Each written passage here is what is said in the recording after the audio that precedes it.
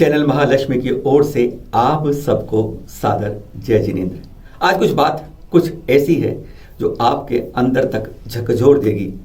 आपको गर्व होता है कि मैं जैन कुल में जन्म हुआ है, श्रेष्ठ धर्म मैंने अपनाया है, पर जब इस श्रेष्ठ धर्म पर कहीं से कहीं चोट लगाने की जरूरत पड़ती है तो आवाज़ तो दिल से आती है कि हमें क्या चुपचाप हाथ भर के बैठा रहना होगा। आज हम बात कर रहे हैं अपने जैन संस्कृति की, अनमोल विरासत की। पहले उत्तर प्रदेश के अंदर मुख्यमंत्री योगी जी ने एक पर 2-3 ट्वीट करके यह क्लियर कर दिया कि जैन संस्कृति पुरानी नहीं है, महावीर से शुरू हुई है। गुजरात में हाल देख ही रहे हैं। आज हम बात कर रहे हैं वास्तव में कर्नाटक की, जहां पर कक्षा 6 का पाठ 7 में आता है नए धर्मों का विकास कैसे हुआ। ईसा पूर्व 2500 लेकर 600 ईस्वी तक उसमें पढ़ाया जाता है कि तब ब्राह्मणों का बोलबाला था।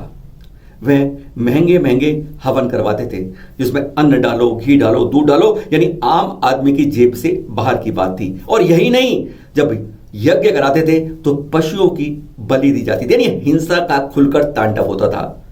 कोई आदमी नहीं चाहता था कि वह ऐसी हिंसा करे, ऐसी पूजा करे, ऐसी पाठ करे। यह भी कहा जाता है कि उस समय संस्कृत के श्लोक केवल पंडित बोलते थे, ब्राह्मण बोलते थे, इसलिए आम आदमी कटा रहता था। और जब यह कटने लगा तो उसकी नजर अन्य धर्मों पर पड़ी, अन्य धर्म विकास होने लगे। कर्नाटक के अंदर 62 धर्म नए उत्पन्न हो गए, जिनमें शुरुआत बढ़कर आगे निकले जैन धर्म और बौद्ध धर्म। इनका कारण उस ब्राह्मणवाद को कहा जाता है। तो इसी को लेकर ब्राह्मणों का वर्ग 2 माह पहले कर्नाटक के मुख्यमंत्री येदियुरप्पा जी से मिला। उसने बताया कि हमारे धर्म की नाक कट रही है, इन चैप्टर को हटाओ। बात तुरंत सुन ली गई और तुरंत आदेश दे गया कि इसी अकादमिक यानी 2020-21 साल से ही इस बात का मूल्यांकन करना ही नहीं है पेपरों के अंदर, और अगले साल से यह किताब का चैप्टर हटा दिया जाए। 83वां 84वां पहरा जिसमें बताया गया कि ब्राह्मणों के कारण ऐसा हुआ, वह तुरंत मिटा दिया जाए।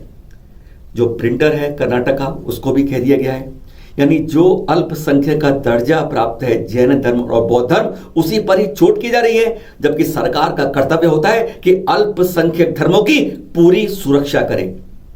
हम चुपचाप बैठे हैं। अगर आज एक पाठ्य पुस्तक से जैन धर्म का नाम मिटता है तो कल दूसरे का मिटेगा, क्योंकि यही इतिहास है और इतिहास को जैसे नए रंग में तोपा जा रहा है।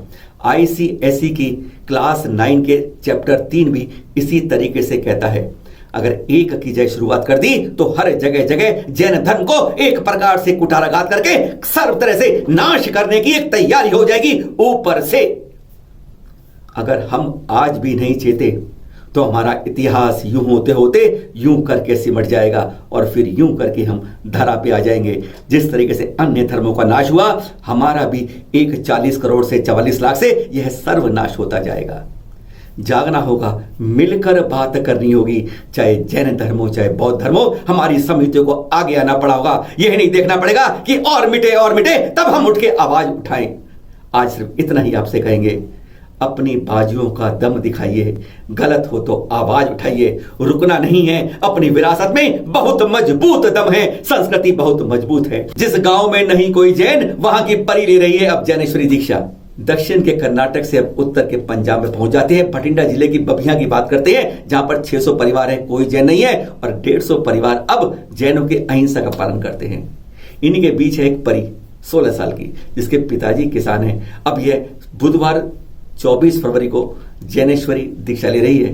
जब 8वीं में थी तभी से इसका मन हो गया था कि वैराग्य की ओर बढ़ूं, और अब आचार्य शिवमुनि स्मृति मिलने पर अब यह कल ज्ञानेश्वरी दीक्षा ले रही है। अहो भाग्य आपके।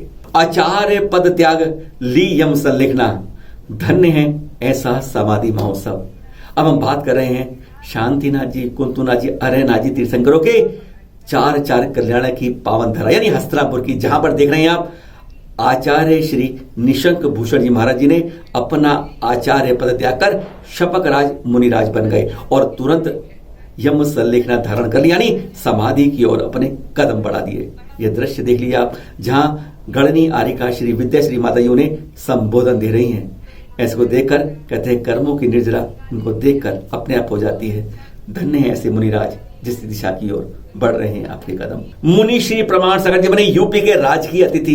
अभी मुनि श्री प्रमाण सागर जी को उत्तर प्रदेश में प्रवेश करना है और उत्तर प्रदेश सरकार ने उसी से पहले उन्हें अपना राजकीय अतिथि घोषित कर दिया है। आप भी जानते होंगे कि मार्च के पहले सप्ताह में उन्हीं के पावन सानिध्य में बनारस से शिखर जी की पावन रथ यात्रा निकल रही है, एक अनोखी यात्रा, और बन गए हैं वो राजकीय अतिथि यूपी के। 4 आचार्यों का भव्य मिलन 60 पिछियों के साथ। अब हम ले जा रहे हैं दृश्य दिखा रहे हैं आपको राजस्थान से। आज वहां के दृश्य हैं ये। जी हां, यहां पर 4 आचार्यों का यह संत मिलन देख रहे हैं आप। आचार्य चंद्र सागर जी, आचार्य सुंदर सागर जी, आचार्य विभव सागर जी और आचार्य अनुभव सागर जी, और साथ में है 60 पिछियां। ऐसे दृश्य देखकर मन भावुक और गदगद हो जाता है। गुरुवर ने राह दिखाई और हेमा मालिनी जी ने पलके बिछाई। बात कर रहे हैं मथुरा संसदीय क्षेत्र की, और यहाँ की है निर्वाचित सांसद जो है हमारी हेमा मालिनी जी। इन्हीं के इस क्षेत्र में अब हथकरघा सेंटर हमारे गुरुवर संत शिरोमणि आचार्य श्री विद्यासागर जी के आशीर्वाद से शुरू हो रहा है। और कहते हैं फूले नहीं समा रही इस समय हेमा मालिनी जी क्या कहती हैं, जरा सुनते हैं हम आपके साथ। श्री दिगंबर जैन आचार्य महामुनि विद्यासागर जी की प्रेरणा से भारत पताका हथकरघा केंद्र का शुभारंभ श्री कृष्ण की जन्मस्थली जैन परंपरा में श्री कृष्ण के चचेरे भाई तीर्थंकर नेमिनाथ की कर्मभूमि मथुरा शहर की जेल से हो रहा है।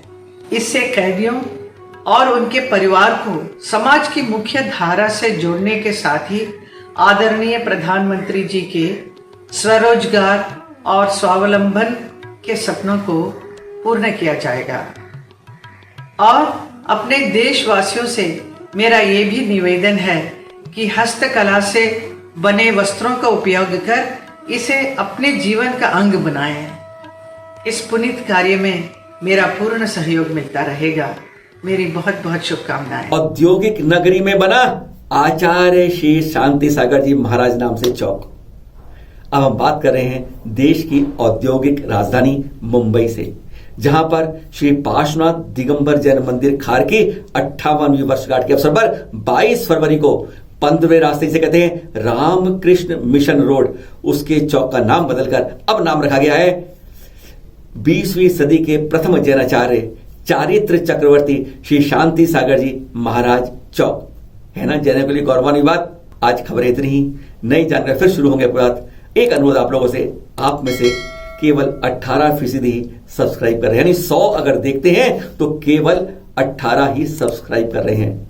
सब्सक्राइब करिए, क्योंकि उससे हमारे और आपके तारे जुड़े रहेंगे। क्योंकि अब हम शुरू कर रहे हैं फटाफट, बस 2 मिनट, यानी 2 मिनट में एक खबर, ऐसी जानकारी जो आपके दिल को गुदगुदाएगी, मन को रोमांचित करेगी, बस 2 मिनट में। फिर मिलेंगे नए एपिसोड में आपके साथ। सागर जय जिनेंद्र।